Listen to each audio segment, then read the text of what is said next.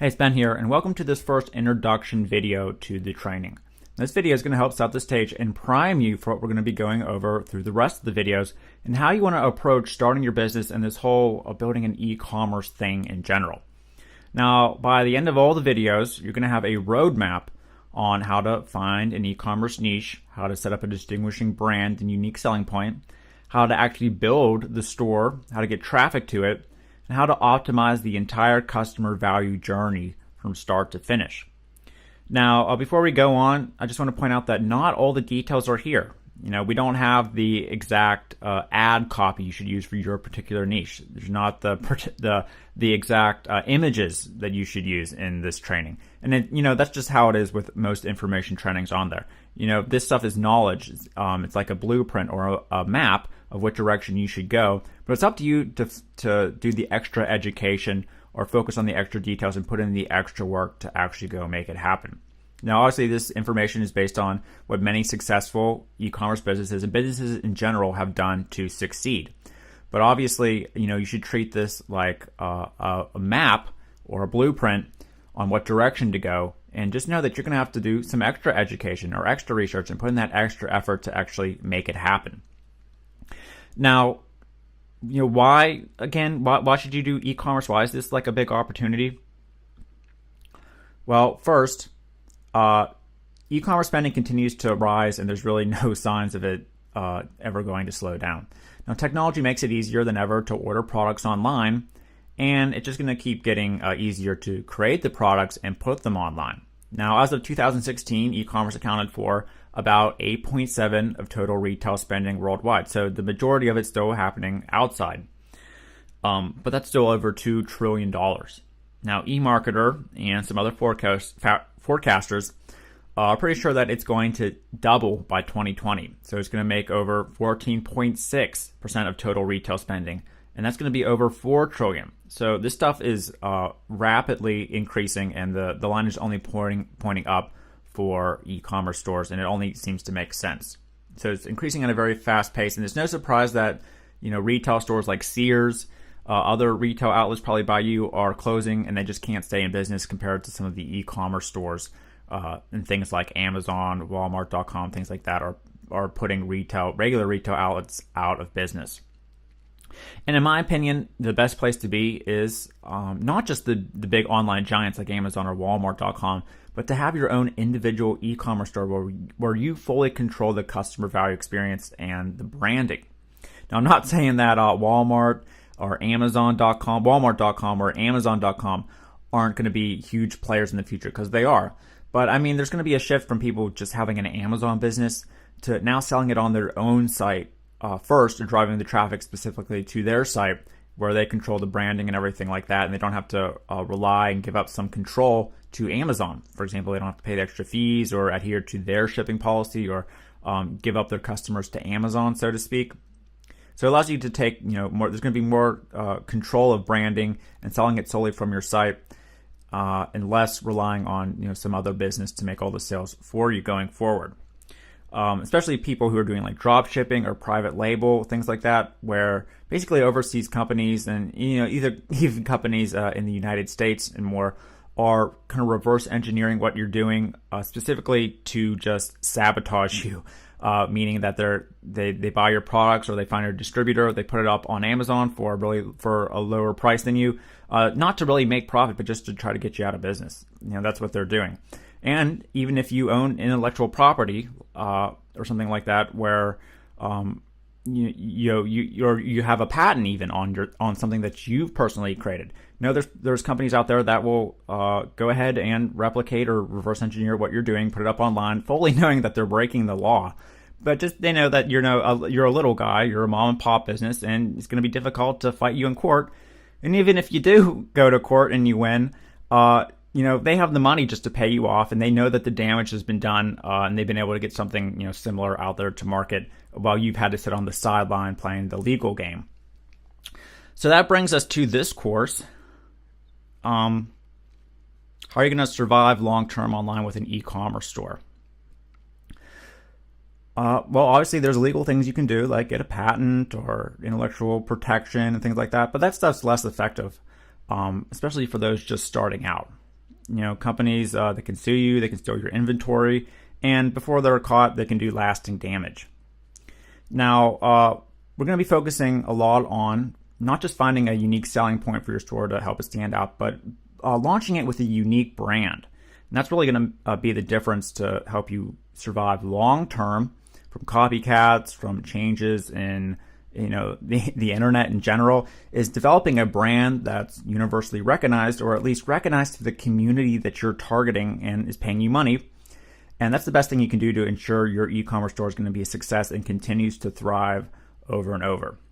Now, what do I mean by a brand? Well, I don't just mean the logo or your colors or things like that, but a brand represents a sum of people's perception of a company, including your advertisements, your logos, your customer service, your values. It's way more than just like a logo. So this is bigger than even like your marketing tactics, and it's going to be bigger than yourself. Something that you can pass on to a future generation to keep selling. It's bigger than you. And your brand is how your potential customers perceive you when they view you and interact with you throughout the entire structure of your business. That's what it's going to be, separate you from the competition, and is critical to competing to get traffic, referrals, conversions, and just business growth in general. That's what it's going to take. So, what are some brands that come to mind? Here I have Coca-Cola, Chick-fil-A, Planet Fitness. And if you think about it, are these companies really, unique? Is it really just about the product, or is there something bigger that makes them, $1 million and $1 billion valued companies? Planet Fitness, they've branded themselves as the fitness center for nerds. Now, are they totally unique?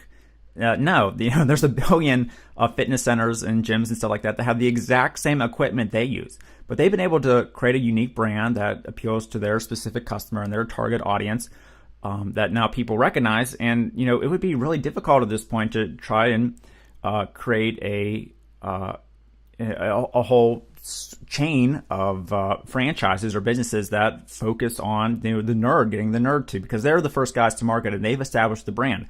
It's kind of like if you got the secret sauce to the Coca-Cola recipe.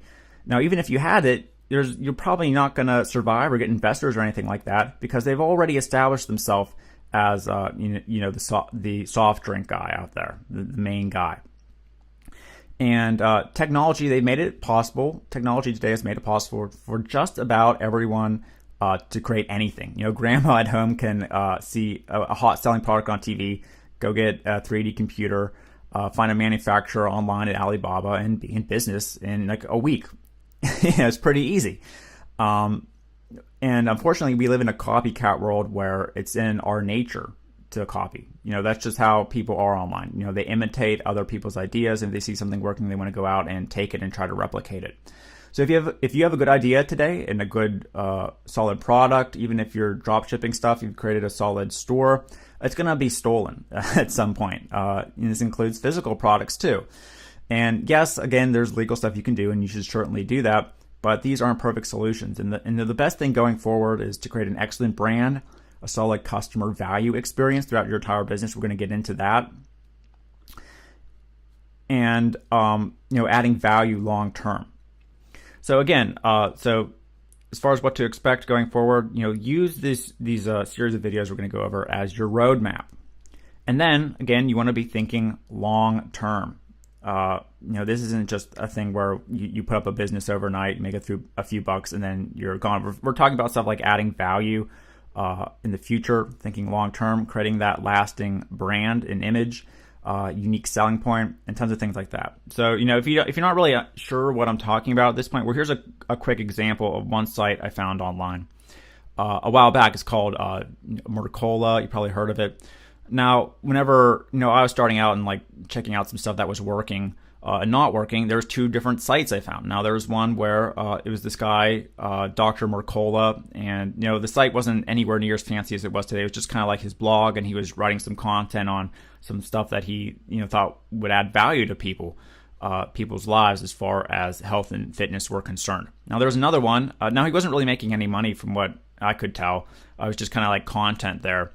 And there was another one that they were selling some sort of like tinnitus product. The product really didn't really work, but there was like a quick article. It didn't really add any value, but basically it had some hypey benefits and stuff on how you can get rid of your tinnitus really quickly. And there was a link to like an affiliate product.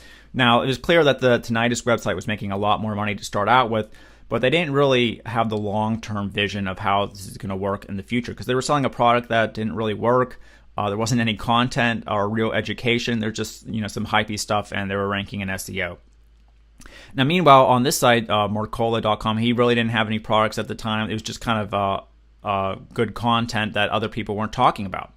Now, fast forward a couple years later, that tinnitus site's gone. I don't even have it to try to show you because it's it died and they went out of business. But meanwhile, this guy looks like he's getting ready to launch a New York Times best-selling book, Fat for Fuel. He has a whole selection of e-commerce health products that you can add like this that he believes in.